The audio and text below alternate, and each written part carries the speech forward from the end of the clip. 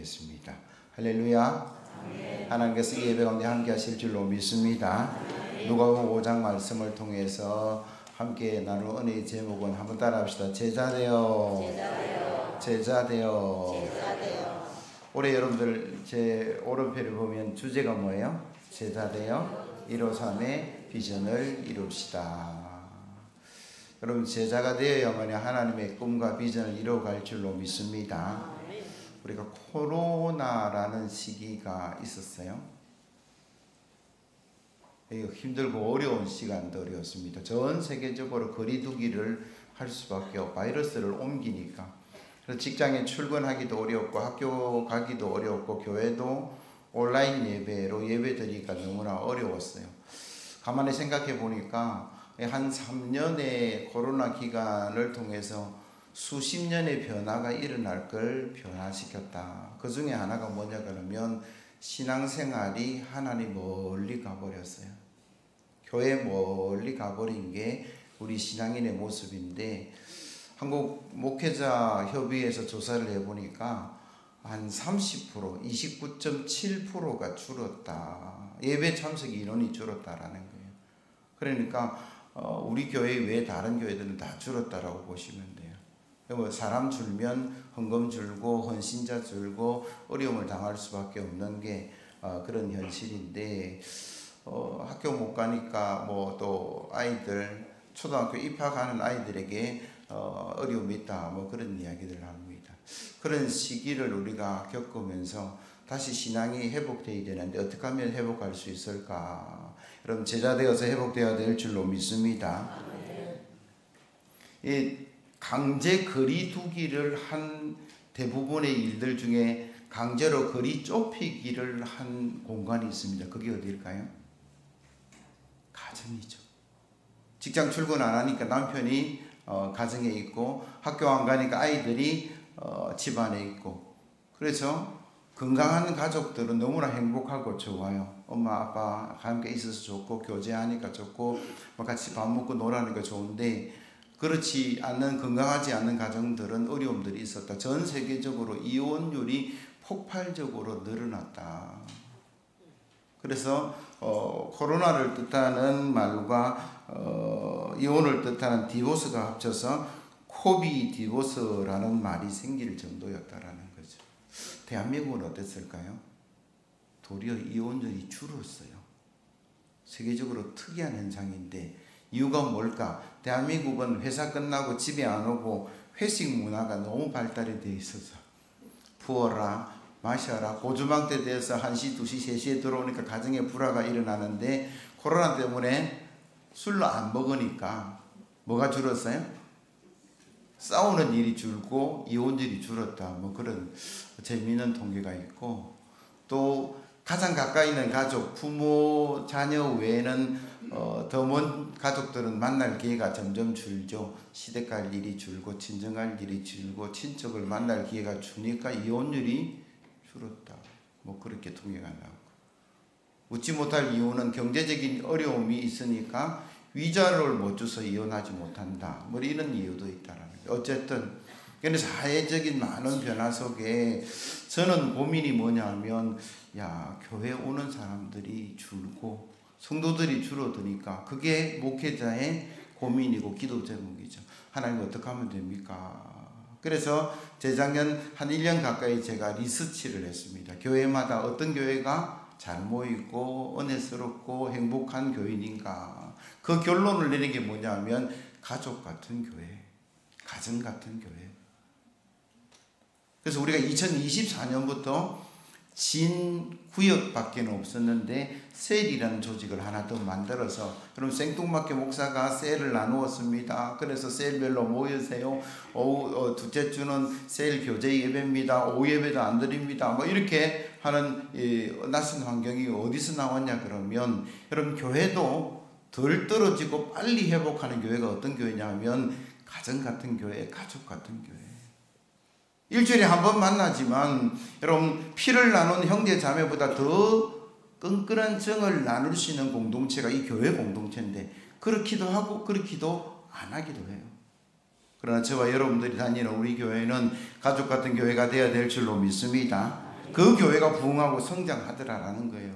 그래서 제가 셀이란 조직을 1차 조직을 만들 때에 가족 중심으로 합니다. 그래서 모여서 식사하고 교제하고 고민을 나누고 기도의 제목을 나누어 주십시오. 그래서 육진 12개 구역 30개 셀로 우리가 시작했는데 작년에 보니까 여러분 주보에 보시면 등록 인원이 한 120명 그리고 등반한 인원이 한 40명 가까이 돼서 한 10개 셀은 성장을 한 것 같은데 아직 나누지는 않았어요.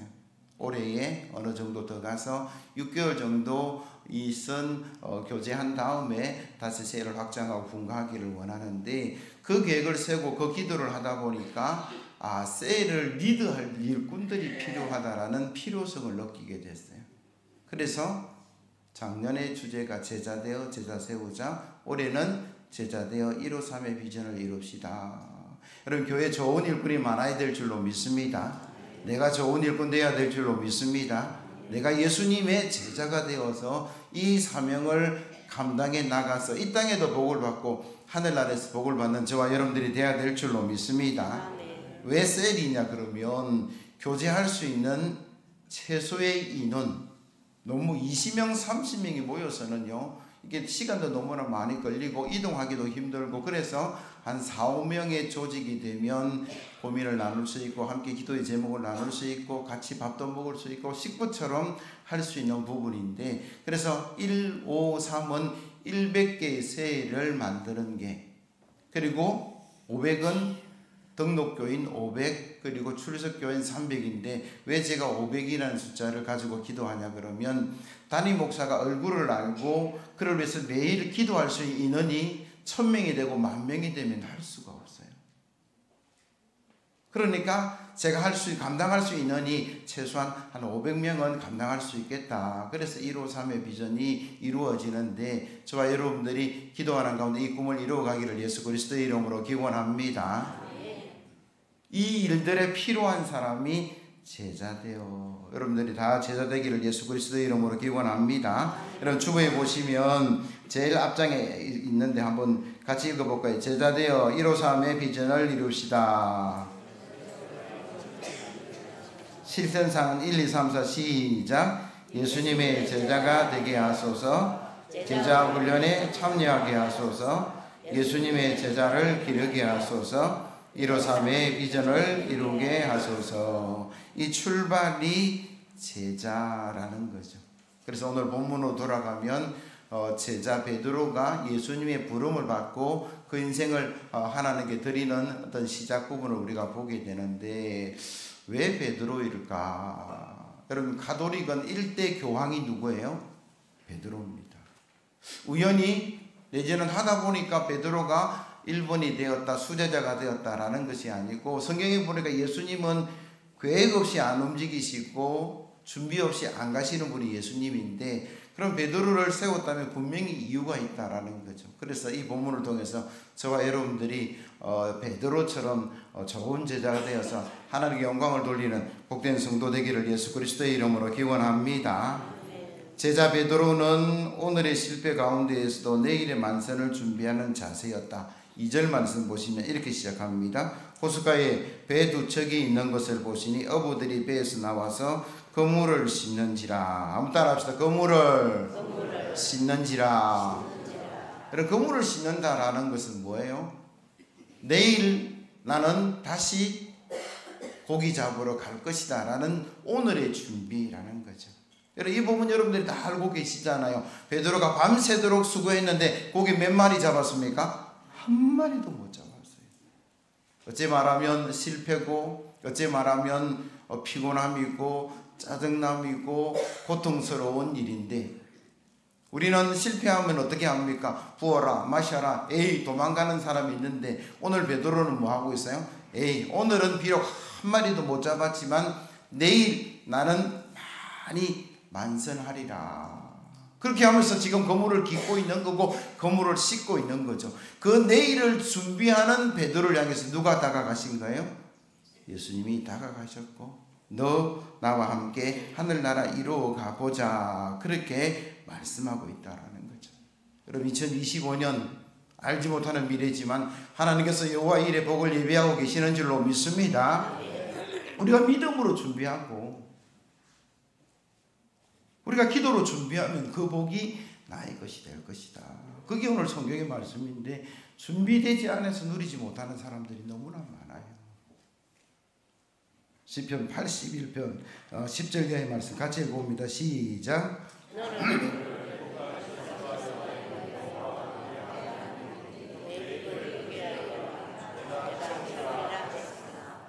내 백성이 내 소리를 듣지 아니하며 이스라엘이 나를 원하지 아니하였도다. 그러므로 내가 그의 마음을 완악한 대로 버려두어 그의 임의대로 행하게 하셨도다. 내 백성아 내 말을 들으라. 이스라엘아 내 도를 따르라. 그리하면 내가 속히 그들의 원수를 이루고 내 손을 돌려 그들의 대적들을 치리니 여호와를 미워하는 자는 그에게 복종하는 채 할지라도 그들의 시대는 영원히 계속되리라. 또 내가 기름진 밀을 그들에게 먹이며 반석에서 나오는 꿀로 너희를 만족하게 하리라 하셨도다. 아멘. 하나님이 이스라엘에게 말씀하시기를 내 입을 크게 넓게 열라. 이 말이 무슨 말일까요? 하나님의 복을 받을 준비를 하라라는 이야기. 하나님은 이스라엘에게 가나안 땅을 예비하고 계신 줄로 믿습니다. 큰 성읍, 짓지 않는 큰 집, 파지 않는 우물, 심지 않는 포도나무 과일을 하나님께서 이스라엘 향해서 예비하고 계시며 너는 믿음으로 준비하고 받기만 하면 돼. 그런데 오늘 본문을 다시 자세히 보시면 10절에 이렇게 얘기하죠. 내 입을 크게 열라. 내가 채우리라 하였으나 내 백성이 그 소리를 듣지 아니하며 이스라엘이 나를 원하지 아니하였도다. 그러므로 내가 그의 마음을 완악한 대로 그대로 두어 그 임의대로 행하게 하였도다. 하나님 은혜를 누리는 저와 여러분들이 되어야 될 줄로 믿습니다. 하나님 축복을 누려야 될 줄로 믿습니다. 입을 크게 열고 꿈을 크게 품고 하나님 주신 복을 누려야 하는데 에이 하나님 그 일이 저한테 일어납니까? 그렇게 생각하는 사람들이 너무 많아요. 누가 이렇게 큰 복을 받았습니다. 헌신하십시다. 충성하십시다. 하나님 가까이 가십시다. 에이 그거는 당신의 이야기고 내 얘기는 아니에요. 우리가 그렇게 고집부린다라니까요. 근데 하나님 말씀은 준비하는 자에게 기도하는 자에게 복이 임하는 역사가 드러날 줄로 믿습니다. 그러니까 저와 여러분들이 하나님 주시고자 하는데 놀러 받아 먹으면 되지 믿음 없이 나아갈 필요가 뭐 있냐라는 거죠. 여러분들 입을 크게 여시고 하나님께서 예비하신 그 은혜와 축복을 믿음으로 기도로 응답받는 역사가 일어나기를 예수 그리스도의 이름으로 기원합니다. 두 번째로 제자 베드로는 열린 마음과 주님의 말씀에 순종하는 삶을 살았다. 3절 이하의 말씀 보세요. 예수께서 한 배에 오르시니 그 배는 시몬의 배라. 육지에서 조금 떼기를 정하시고 앉아서 배에서 무리를 가르치시더니 그렇게 말씀하세요. 그럼 이 3절이 어떤 말씀이냐 그러면 예수님께서 말씀을 가르치실 때에 최소한 한두 명, 많게는 몇 명이 모였어요? 10,000명 이상 모였어요. 오병이어의 기적을 경험한 사람은 장정만 5,000명, 여인들과 아이들을 합치면 10,000명이 넘는데 그 말씀을 어떻게 들었을까? 우리는 한 200-300명 공간에서 지금 이 마이크도 쓰고 스피커도 쓰고 소리 작으면 올려라, 크면 내려라 이렇게 하는데 예수님이 5,000명, 10,000명 말씀을 전하는데 그 군중이 어떻게 말씀을 들었냐라는 거예요. 자연적으로 들을 수 있습니까? 한번 상황을 여러분들이 한번 생각해 보세요. 어떻게 말씀을 예수님께 전하셨을까? 듣는 사람은 듣고 듣지 못하는 사람은 못 듣고 주님이 그렇게 하시지는 않으셨을 건데 여러분 성경을 자세히 보면 주님이 자연의 마이크를 사용하시고 계신다라고 기록하고 있어요. 낮에 아침에는 주로 바닷가를 가셨고 오후에는 주로 언덕으로 가셨어요.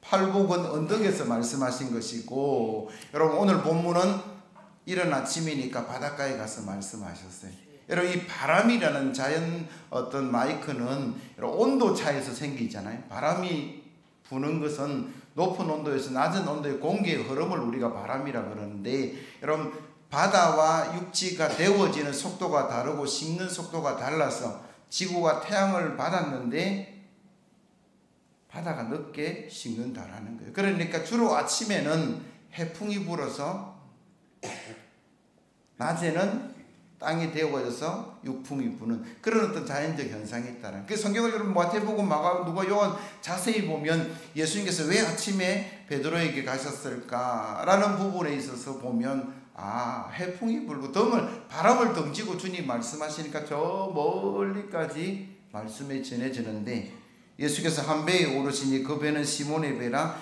육지에서 조금 떼기를 청하시고, 그러니까 군중들과 눈높이를 맞추면서 주님의 말씀이 바람을 타고 온 심령들 속에 가기를 원해서 주님은 베드로의 배에 오르시고 조금 떼라 그렇게 말씀하시죠. 그 과정 속에 베드로의 모습은 어떤 모습입니까?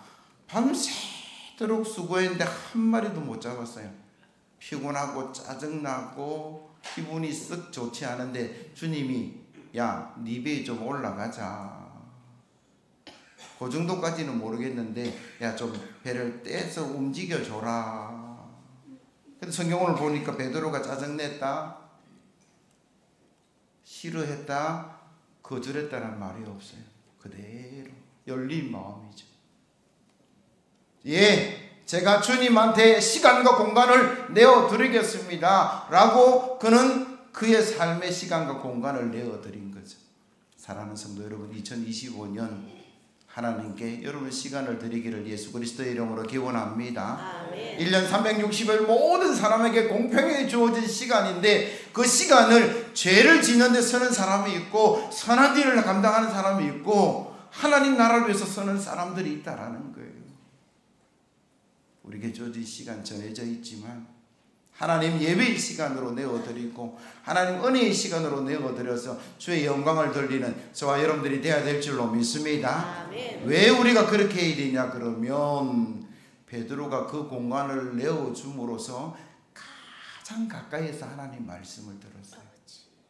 자기 배에 와서 예수님 말씀하시니까 가장 가까이서 그 말씀을 들었어요. 그 말씀이 가슴 쑥쑥 들어왔어요. 그러면서 뭐가 생겼습니까? 믿음이 생겼습니다. 그 말씀 끝나고 주님께서 요구하신 게 뭐냐면 깊은 곳에 가서 그물을 내려라. 예수님, 제가 밤새도록 수고했는데 한 마리도 못 잡았습니다. 지금은 물때도 아니고 지금은 고기 때도 아닌데 주님 그렇게 말씀하십니까? 라고 해야 되는데 베드로가 순종하고 있어요. 왜 순종이 되느냐? 어떻게 순종할 수 있느냐? 말씀을 들으니 믿음이 생겼고 그 믿음이 있으니 순종하게 되고 두 배 가득 역사가, 건물이 찢어지는 역사가 일어나는 거죠. 말씀을 들어야 믿음이 생겨요. 예배에 참여해야 믿음이 생겨요. 상황과 여건들이 아니라 할지라도 주님이 말씀하시니 한번 해보겠습니다 라는 믿음은 주의 말씀 가운데 이루어진 줄로 믿습니다. 예수님은 목수인데 저는 어부 출신이고 전문은 제가 전문 아닙니까? 라고 말할 수도 있었어요. 근데 베드로는 한마디 말씀도 안 하고 예, 제가 그물을 주님 앞에 내리겠습니다.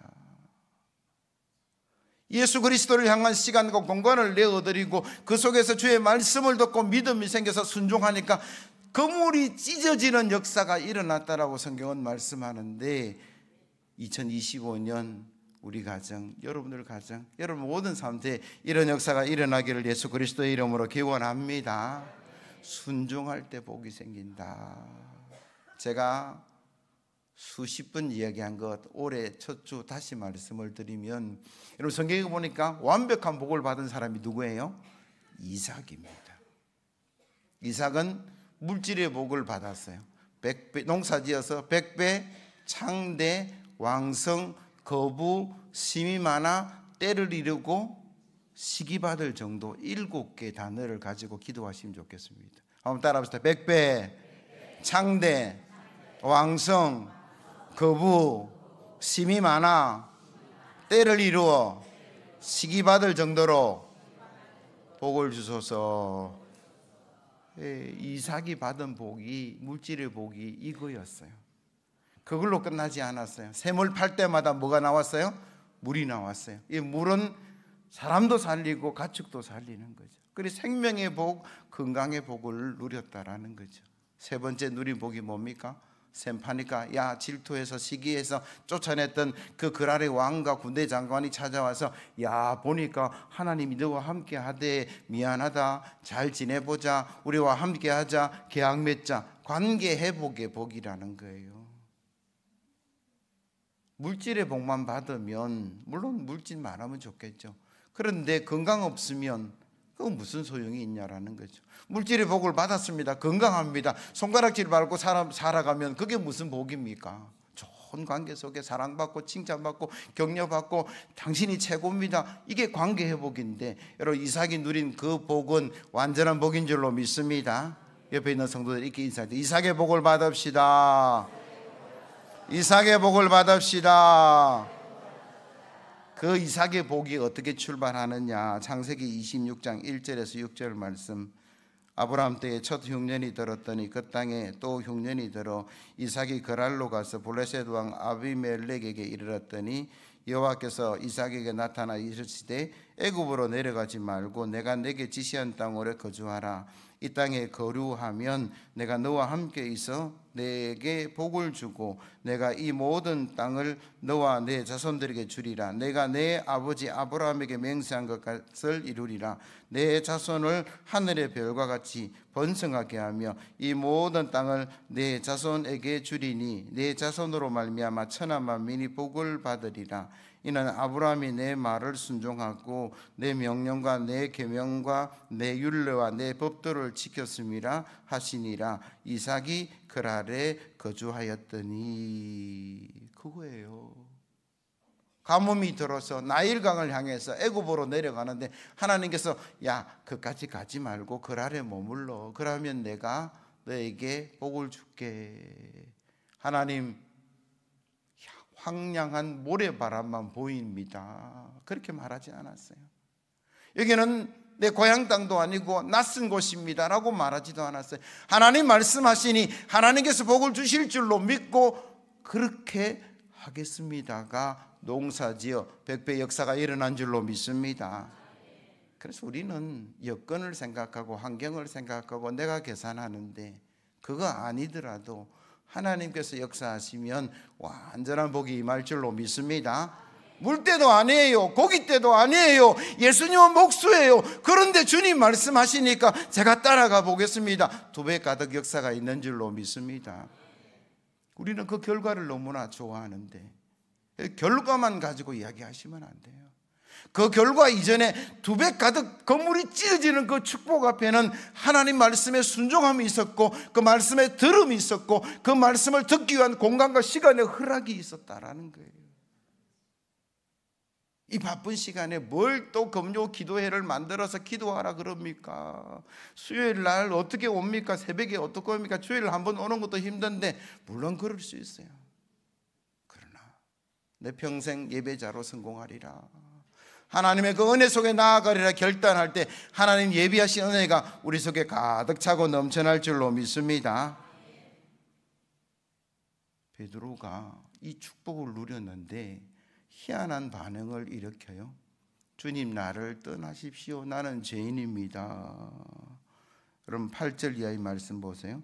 시몬 베드로가 이를 보고 예수의 무릎 아래 엎드려 이르되 주여 나를 떠나소서 나는 죄인으로소이다 하니 이는 자기 및 자기와 함께 있는 모든 사람이 고기 잡힌 것으로 말미암아 놀라고 세베대의 아들로서 시몬의 동업자인 야고보와 요한도 놀랐음이라.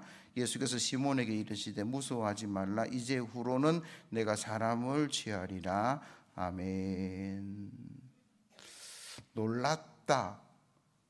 물때도 아니고 고기때도 아닌데 2배 가득 잡았으니까 참 놀라운 일이다, 기적이다. 이게 일반적인 반응인데 베드로는 주여 나를 떠나소서 나는 죄인으로소이다 라고 주님 앞에 무릎을 꿇는 일이 뭘까?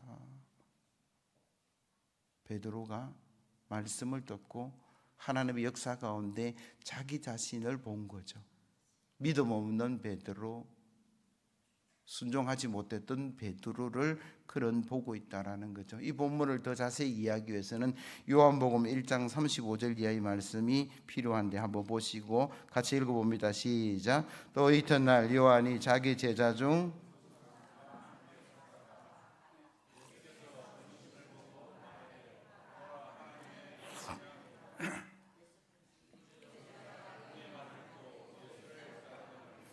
요한의 말을 듣고 예수를 따르는 두 사람 중에 하나는 시몬 베드로의 형제 안드레라. 그가 먼저 자기 형제 시몬을 찾아 말하되 우리가 메시아를 만났다 하고, 메시아는 번역하면 그리스도라. 데리고 예수께로 오니 예수께서 보시고 이르시되 내가 요한의 아들 시몬이니 장차 게바라 하리라 하시니라. 게바는 번역하면 베드로라. 아멘. 무슨 이야기냐 그러면 오늘 본문에 예수님을 만나기 전에 베드로는 누구를 만났습니까? 예수님을 만났어요. 누구를 통해서? 형제 안드레를 통해서. 안드레가 예수님을 먼저 만나보니까 이분이 오실 메시아임을 확신하고 제일 먼저 전도한 사람, 데리고 간 사람이 누구냐면 그의 형제 베드로를 끌고 예수님께 갔다라는 거죠. 그때 이름이 시몬이었어요. 주님이 보시고 그 이름을 게바, 베드로, 반석이라는 이름을 바꾸어 줬습니다. 그런데 베드로는 보통 사람이죠.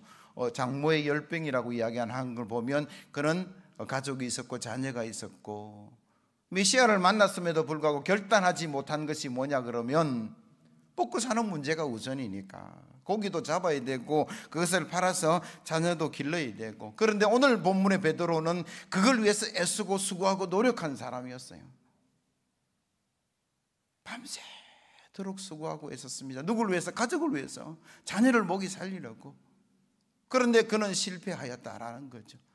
그런데 예수님이 와서 말 한마디 하니까 물때도 아니고 고기때도 아닌데 2배 가득 채우시는 역사 가운데 베드로는 내가 믿음 없었구나.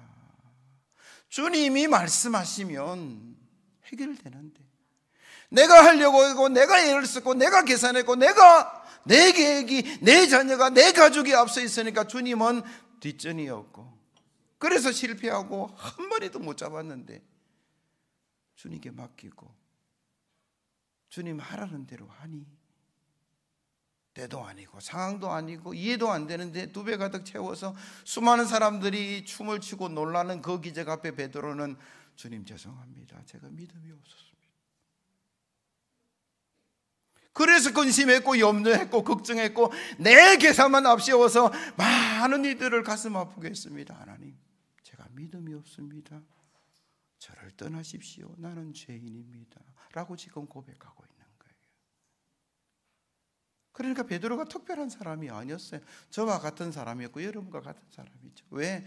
가족 걱정하고 자녀 걱정하고 먹고 사는 거 걱정하고 늘 내 숫판 두드려서 내 걱정하는데, 그러나 오늘 본문은 우리에게 이렇게 말씀해요. 주님께 맡기면 하나님이 해결해 주실 줄로 믿습니다. 자녀의 문제, 사업의 문제, 물질의 문제, 건강의 문제, 하나님이 하시면, 하나님이 붙드시면 안전하고 축복될 줄로 믿습니다. 그래서 우리가 믿음을 가지자라는 거예요.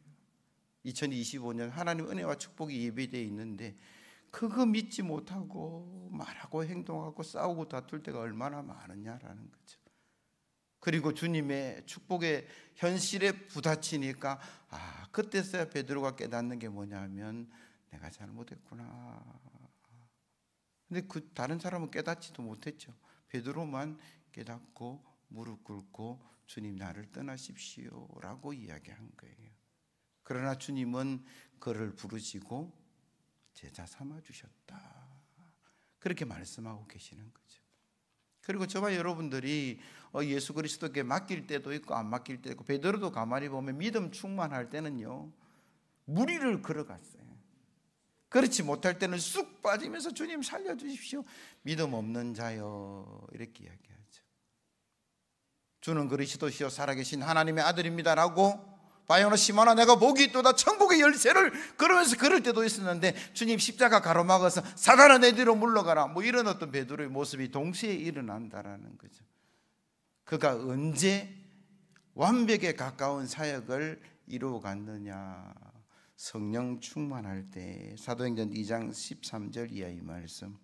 또 어떤 이들은 조롱하여 이르되 그들이 술에 취하였다 하더라. 베드로가 11 사도와 함께 서서 소리를 높여 이르되 유대인들과 예루살렘에 사는 모든 사람들아, 이 일을 너희로 알게 한 것은 내 말에 귀를 기울이라. 때가 제3시니 너희 생각과 같이 이 사람들이 취한 것이 아니라 이는 곧 선지자 요엘을 통하여 말씀하신 것이니 일러서되 하나님이 말씀하시기를 말세에 내가 내 영을 모든 영에게 부어주리니 너희 자녀들은 예언할 것이요 너희 젊은이들은 환상을 보고 너희 늙은이들은 꿈을 꾸리라. 그때에 내가 내 영을 내 남종과 여종들에게 부어주리니 그들이 예언할 것이요 또 위로 하늘에는 기사를, 아래로 땅에서는 징조를 베풀리니 곧 피와 불과 연기라. 주의 크고 놀라운 날이 이르기 전에 해가 변하여 어두워지고 달이 변하고 피가 되리라. 누구든지 주의 이름을 부르는 자는 구원을 받으리라 하였느니라. 아멘. 베드로가 믿음 충만할 때는 정말 믿음으로 갔지만 때로는 믿음을 잃어버리고 어려움을 당했는데, 그가 완벽하게 가까운 그 사역을 한 것은 성령이 임하시고 성령의 인도와 역사하신 가운데 나아간 때인 줄로 믿습니다. 그러니까 저와 여러분들이 올해는 기도하기를, 성령 하나님 나에게 임재하여 주셔서 나와 함께 하시고 나를 이끌어 주옵소서. 성령이 우리 가운데 찾아오신 줄로 믿습니다. 그러나 충만한 것은 예배할 때에, 찬송할 때에, 기도할 때에, 안수기도 받을 때였다라고 성경은 기록해요. 성령이 아니고는 예수님을 주라고 고백할 수 없지만, 우리 모두가 고백하지만 성령 충만해서 무리를 걸어가는 것은 기도하고 찬송하고 예배하고 헌신할 때라고 성경은 말씀하고 계시니, 저와 여러분들 올해는 성령 충만해서 정말 좋은 제자가 되어서 하나님께 영광을 돌리는 복된 삶을 누려가기를 예수 그리스도의 이름으로 기원합니다.